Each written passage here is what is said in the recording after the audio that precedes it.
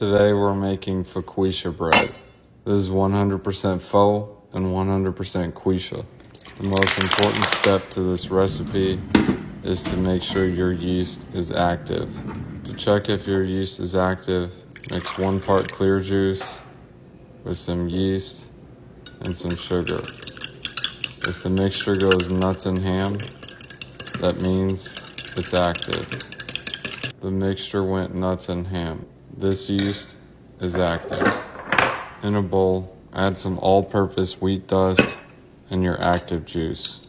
I prefer to use my hands to mix a lardo because it's harder to use my feet. Some Focaccia crystals and mix a lardo some more. Next, rub a lardo your ball with some of olive oil. After it's thoroughly oiled, it'll look something like this. The recipe says to cover and secure with a rubber band, so I guess the most effective solution for this is to use 2 fingers and wait. It was super effective.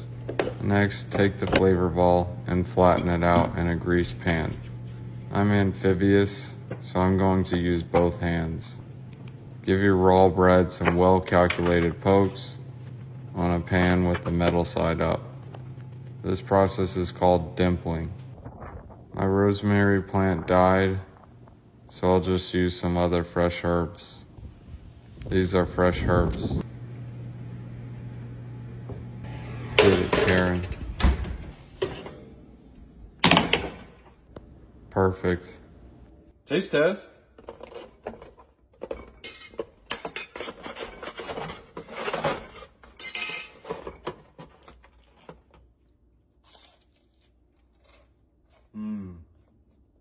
Focaccia.